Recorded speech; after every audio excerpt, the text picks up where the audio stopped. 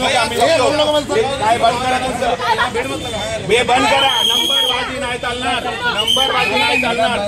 से number लगाया था 3 हो गया मेरे को भी हम लोग भी 3 दिन हो गया है, गला ये पड़ा हुआ है, बीमार था 3 दिन. आपकी जिम्मेदारी मैंने बोला. अभी क्या बोला आपने? नहीं बोला उधर के बात करो. जो ये तब इसके बाद क्या बोल रहे हो? दादागिरी दिखा रहे हो, दादागिरी दिखा रहे हो. ये नंबर नहीं लगेगा इधर से, इधर नंबर. आणि तो मराठीत बोलणार. तो काय बोलणार? मराठीतच बोलायचा. तू काय बोलतो? मला मराठी येत नाही. मराठीतच बोला. तुझी उद्या डीआरएम कडे कंप्लेंटचा नंबर कर. तुझा नंबर डीआरएम कडे कंप्लेंट करणार. तुला मराठीतच बोलावं लागणार, नाही तर तुझ्या राज्यातून काम करायचं. हा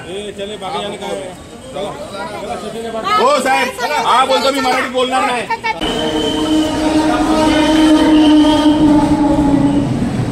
कसा बोलू शकतो मराठी मला येत नाही, मी मराठी बोलणार नाही? अरे तुम्ही मराठी, तुम्हाला वाटलं पाहिजे हा असा बोलतोय म्हणून. तुम्ही बोलता त्याची बाजू घेता, मोठी गोष्ट आहे यार.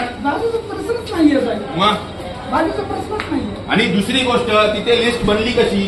जो येतो नंबरला उभा राहू दे काय, पण ती लिस्ट बनवतो कोण? तिला अधिकार दिले कोणी? नाही मराठीचा म्हणता तुम्ही डीआरएमसी बोलणार, जीएमसी बोलणार मी. तुम्ही मला बोलताय की मला हिंदी येत नाही, म्हणजे मी यांच्याशी मराठीत हिंदीत बोलायचं. तुम्ही असं बोलताय. तुमचं नाव काय? संजय तुपलोंडे. तुम्ही मला सांगता तुम्ही यांच्याशी हिंदीत बोला. काय साहेब, 4 दिवसापूर्वी सीएम साहेबांचं स्टेटमेंट आहे, जीआर आहे की महाराष्ट्रामध्ये मराठी बोललं पाहिजे.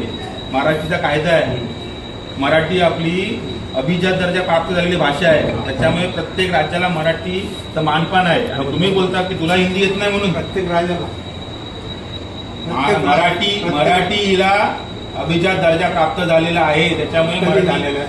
आताच झाला का? अरे यार, तुम्हाला हेच माहिती नाही. किती वर्ष सर्व्हिस झाली साहेब तुमची?